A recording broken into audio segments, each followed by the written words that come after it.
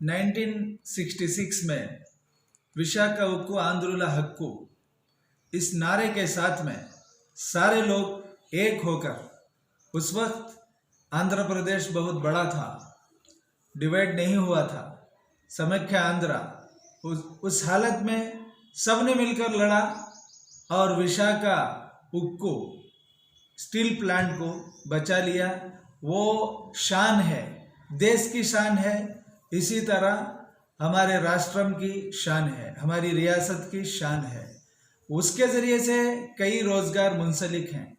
ये नरेंद्र मोदी सरकार ऐसे देश में कई देश की कंपनियों को विदेशियों के हाथ में बेचने के लिए बैठी है। इसी तरह स्टील प्लांट विशाखा कोरिया के हाथ बेचने के लिए ये बैठी है। यानी नरेंद्र मोदी सरकार देश के अवाम के हक में नहीं है। जब सरकार देश की अवाम के हक में नहीं है, देश की अवाम के वोट से पावर में आकर देश की अवाम के हक को दबाकर देश का हक, देश की फायदेमंद चीजें विदेशियों के हाथ में बेचेंगे तो देश की अवाम, अलल खुसूस आंध्र प्रदेश की अवाम देखती हुई नहीं बैठेगी। लड़ाई जारी है और ये लड़ाई तेज होगी। सारे लोग सड़कों पर आएंगे और लड़ेंगे।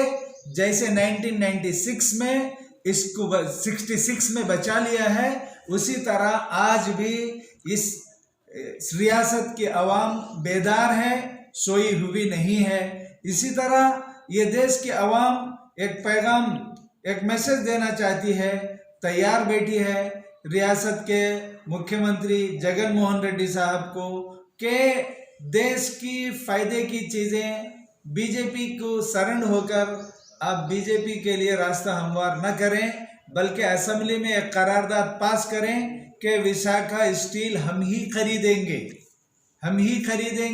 ये हमारा हक है, आंध्रा का हक है। इसी तरह कड़पा उक्कु ये रायलसीमा का हक है, ये हम जाने नहीं देंगे। अफसोस केंद्र बजट में हमें कोई बजट नहीं दिया गया है, कड़पा उक्कु के लिए उसके लिए नहीं दिया गया है, ये अफसोस है। लौकिक राज्यांग परिरक्षण वेदिका की तरफ से हम ये कहना चाहते हैं, अगर ये हक हमारे पास नहीं होगा, दूसरों को देने की कोशिश की जाएगी। जैसे रियासत की आवाम उद्यमाल कर रही है, एहतजाजात कर रही है, हम भी इन एहतजाजात में बाकायदा बिल्कुल शरीक होंगे और इस लड़ाई को आगे बढ़ाएंगे।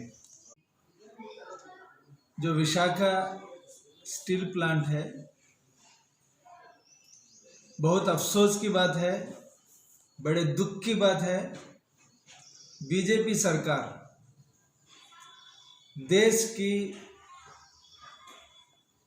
देश को एनर्जी देने वाली, आमदनी का जरिया बनने वाली जितनी कंपनीज हैं, वह सब बैरूनी ममालिक के लिए बेचकर देश की जनता के साथ नाइंसाफी कर रही है।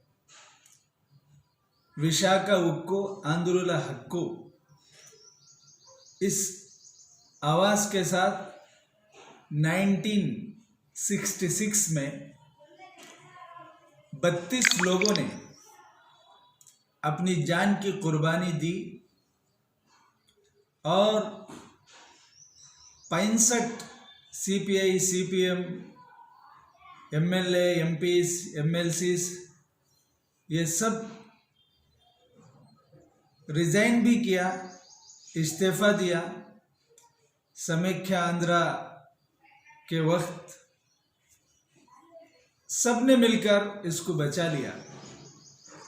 अफसोस आज नरेंद्र मोदी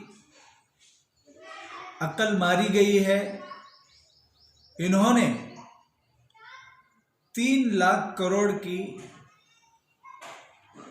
वैल्यू जिस स्टील प्लांट की है, वह सिर्फ 4000 करोड़ कोरिया मुल्क को बेचने के लिए तैयार हो गए हैं। प्यार के नाम से जितने मुसलमान हैं उन सबको बीजेपी सरकार ने परेशान किया था। सारे लोग बिला लिहाज मजहब व मसलक सब मिलकर रास्तों पर सड़कों पर आए थे, एहतजाजात बुलंद किए थे। ऐसा हुआ कि कोरोना आ गया, जिसकी वजह से सारी चीज़ें बंद हो गई। वो लड़ाई अभी जारी है। अफसोस, सद अफसोस की बात है कि कल अमित शाह जी ने, जो होम मिनिस्टर साहब हैं इस देश के, बेशर्मी से फिर अपनी जहरीली ज़बान को खोला है। वो क्या है? बंगाल इलेक्शन के बाद, वैक्सीनेशन के बाद फिर से एनआरसी इम्प्लीमेंट करेंगे, एनपीआर इम्प्लीमेंट करेंगे। ये बड़े अफसोस की बात है। एक तरफ देश का किसान रोडों पर, सड़कों पर है, एक तरफ देश का युवा सड़कों पर बेरोजगार बनकर बैठा है। सारे घर भारत के परेशान हैं। जब से बीजेपी गद्दी पर बैठी है तब से देश की प्यार के नारे लगाती है, लेकिन देश की आवाम का खून चूस रही है टैक्स के नाम से, और इसी तरीके से नोटबंदी के नाम से हर जगह परेशान किया। किसान परेशान है। कई किसान सख्त कड़ाके की सर्दी, ठंडक की वजह से दुनिया से चले गए। लड़ाई लड़ते हैं, आज भी लड़ाई जारी है, वो लड़ाई नहीं रुकेगी। देश को क्या बताना चाहते हैं ये लोग? अमित शाह क्या बताना चाहता है देश को कि फिर से एनआरसी, एनपीआर बंगाल इलेक्शन के बाद और ये वैक्सीनेशन के बाद हम करेंगे। ये देश की आवाम के साथ, देश की जनता के साथ खिलवाड़ कर रहे हैं, मुद्दों को भटका रहे हैं। देश की जनता को, इनके पास देश की तरक्की और डेवलपमेंट के लिए कोई एजेंडा नहीं है। हिंदू मुस्लिम मस्जिद मंदिर, इंडिया पाकिस्तान और किसान के हक को मार दिया, एनआरसी एनपीआर, यही एजेंडे हैं। देश की आवाम की बहबूदी, फलाह, तरक्की का कोई एजेंडा नहीं है। देश के हक का कोई एजेंडा नहीं है। देश के हित में कोई एजेंडा नहीं है। देश के खिलाफ में एजेंडा है। देश की जनता के खिलाफ में इनका एजेंडा है। इनका एजेंडा तो वही है जैसे कि ईस्ट इंडिया कंपनी यहाँ आकर बैठी थी और यहाँ के आवाम का खून चूसी थी, यहाँ के निधि और यहाँ की दौलत शिफ्ट की थी। ये भी उसी तरीके से कंपनियों को बेच रहे हैं, विदेशियों के हाथ में, कॉरपोरेट कंपनियों के हाथ में। बहुत सारे किसानों को बेच दिया, उनकी फसलों को बेचने की नापाक कोशिश की और इसी तरीके से मुसलमानों को सताने की कोशिश की। एनआरसी एनपीआर भी उसी की एक शिक है, एक शाख है। कभी ये ख्याल मत कीजिए आप लोग कि आप जैसे करेंगे देश की आवाम झुकी खामोश बैठेगी। अब देश की आवाम झुककर खामोश बैठने के लिए तैयार नहीं है, बल्कि देश की आवाम सड़कों पर आकर आपके जो भी प्रोपेगेंडे हैं उसका जवाब देने के लिए बिल्कुल तैयार बैठी है।